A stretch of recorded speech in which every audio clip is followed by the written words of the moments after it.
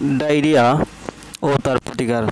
বন্যায় দেশব্যাপী ডায়রিয়া বলা যায় অনেকটা মহামারী আকারে দেখা দেয়, যা বন্যা উত্তর সময়ে এখন অনেক এলাকায় মারাত্মক আকার ধারণ করেছে। তাই প্রয়োজনের সময় তাৎক্ষণিকভাবে ডায়রিয়া নিয়ন্ত্রণ করা অত্যন্ত জরুরি হয়ে পড়েছে। বিশেষ করে ত্রাণ শিবির এবং বন্যা কবলিত বাড়িতে এর চিকিৎসা ও প্রয়োজনীয় ব্যবস্থা একান্ত অপরিহার্য হয়ে দাঁড়িয়েছে। নিম্নে বাড়ি ও ত্রাণ শিবিরের ডায়রিয়ার চিকিৎসার নিয়ম ও ব্যবস্থাসমূহ তুলে ধরা হলো।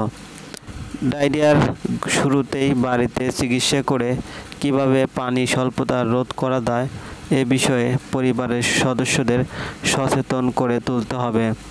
ডায়রিয়া আক্রান্ত শিশুকে বেশি বেশি করে তরল খাবার খেতে দিতে হবে। যেসব শিশু বুকের দুধ খায় তাদের ঘন ঘন বুকের দুধ খাওয়াতে হবে। ডায়রিয়া রোগীকে স্বাভাবিক সব খাবার খেতে দিতে হবে।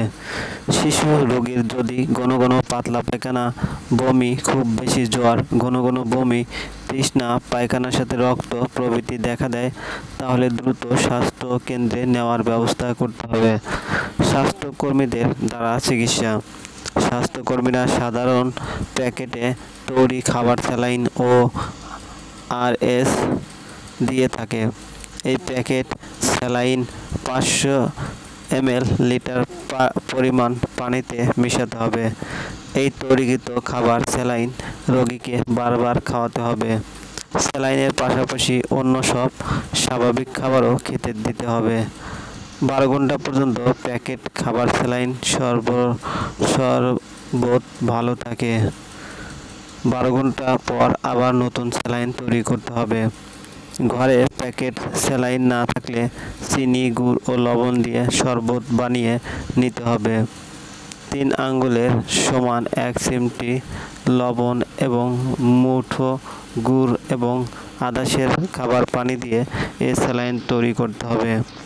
চরম পানি স্বল্পতায় ভুগছে এমন সব রোগীর জন্য অন্তঃশিরা স্যালাইন অর্থাৎ কলেরা স্যালাইন দিতে হবে।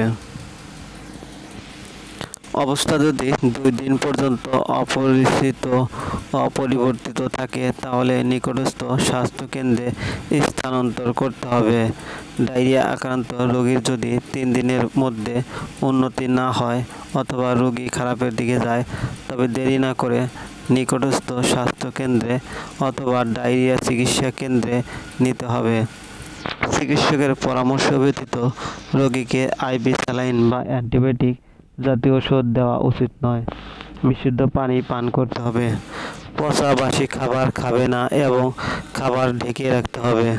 খাওয়ার পূর্বে ও মলত্যাগের পর সাবান বা ছাই দিয়ে ভালো করে হাত ধুয়ে ফেলুন এবং হাতের নখ পরিষ্কার ও কেটে ছোট রাখতে হবে।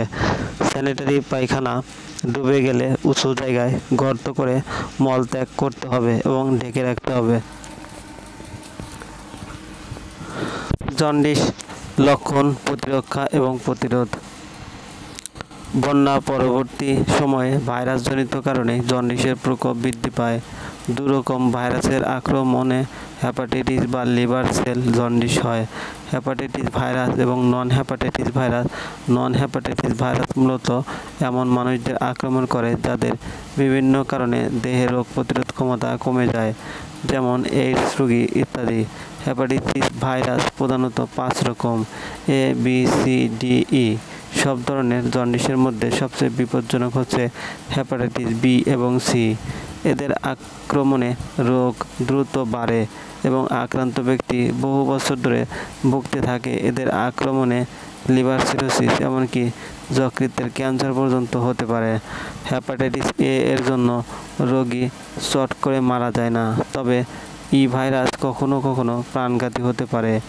ডি বা ডেল্টা ভাইরাস আবার বি ভাইরাসের উপর নির্ভরশীল। হেপাটাইটিস এ ভাইরাস, এটি অত্যন্ত ছোঁয়াচে এবং দূষিত খাদ্য ও পানির মাধ্যমে ছড়ায়। ঘনবসতি, পয় ব্যবস্থার অপ্রতুলতা, বিশুদ্ধ পানির অভাব একে মহামারীতে পরিণত করতে পারে। বিশেষ করে শিশুরা সহজে এতে আক্রান্ত হয়। প্রধানত আক্রান্ত রোগীর মল থেকে এ রোগ ছড়ায়, তবে রোগীর ব্যবহৃত সুচ, সিরিঞ্জ, রক্ত ইত্যাদির মাধ্যমে রোগ ছড়াতে পারে। হেপাটাইটিস বি ভাইরাস এটি সবচেয়ে মারাত্মক। আক্রান্ত রোগীর রক্ত ও রক্তজাত পদার্থ, ব্যবহৃত সুচ ইত্যাদি রোগ ছড়াতে কার্যকর ভূমিকা পালন করে। আক্রান্ত রোগীর সাথে ঘনিষ্ঠ বসবাসের ফলে যৌন সঙ্গম, লালা, শুক্ররস, যোনিরস ইত্যাদির মাধ্যমে রোগ ছড়ায়। বিশেষ করে সমকামীরা এভাবে আক্রান্ত হয়। আক্রান্ত রোগিণীর গর্ভস্থ শিশুরও প্লাসেন্টার রক্ত সঞ্চালন দ্বারা আক্রান্ত হতে পারে। স্বাস্থ্যসেবায় নিয়োজিত ডাক্তার, কর্মী, নার্সদের মধ্যে সঠিক প্রতিরোধ ব্যবস্থা না নেওয়ার দরুন এ রোগ ছড়াতে পারে।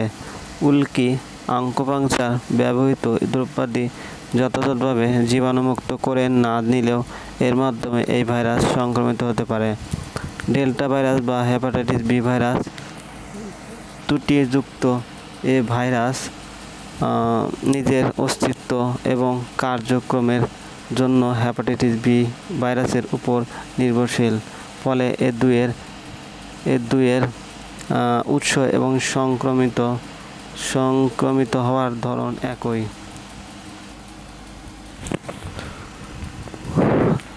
ডায়রিয়া ও তার প্রতিকার।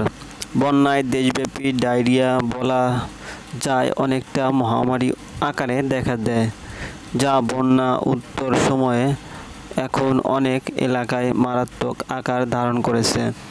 তাই প্রয়োজনের সময় তাৎক্ষণিকভাবে ডায়রিয়া নিয়ন্ত্রণ করা অত্যন্ত জরুরি হয়ে পড়েছে।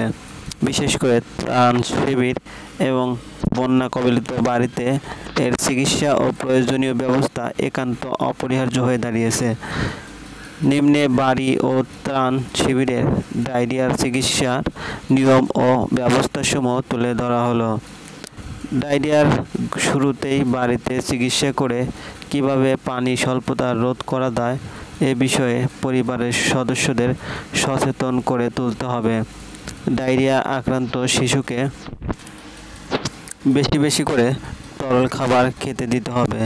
যেসব শিশু বুকের দুধ খায় তাদের ঘন ঘন বুকের দুধ খাওয়াতে হবে।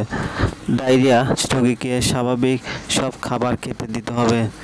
শিশু রোগীর যদি ঘন ঘন পাতলা পায়খানা, বমি, খুব বেশি জ্বর, ঘন ঘন বমি, তৃষ্ণা, পায়খানার সাথে রক্ত প্রভৃতি দেখা দেয় তাহলে দ্রুত স্বাস্থ্য কেন্দ্রে নেওয়ার ব্যবস্থা করতে হবে। স্বাস্থ্যকর্মীদের দ্বারা চিকিৎসা। স্বাস্থ্যকর্মীরা সাধারণ প্যাকেটে তৈরি খাবার, স্যালাইন ও আরএস দিয়ে থাকে। এই প্যাকেট স্যালাইন 500 ml লিটার পরিমাণ পানিতে মেশাতে হবে। এই তৈরিকৃত খাবার, স্যালাইন রোগীকে বারবার খাওয়াতে হবে। স্যালাইনের পাশাপাশি অন্য সব স্বাভাবিক খাবারও খেতে দিতে হবে।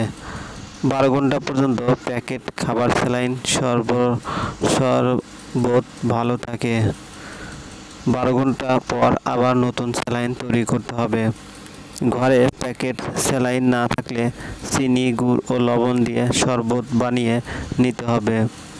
3 আঙ্গুলের সমান 1 চিমটি লবণ এবং মুঠো গুড় এবং আধা সের খাবার পানি দিয়ে এ স্যালাইন তৈরি করতে হবে। চরম পানি স্বল্পতায় ভুগছে এমন সব রোগীর জন্য অন্তঃশিরা স্যালাইন অর্থাৎ কলেরা স্যালাইন দিতে হবে। অবস্থা যদি 2 দিন পর্যন্ত অপরিবর্তিত থাকে তাহলে নিকটস্থ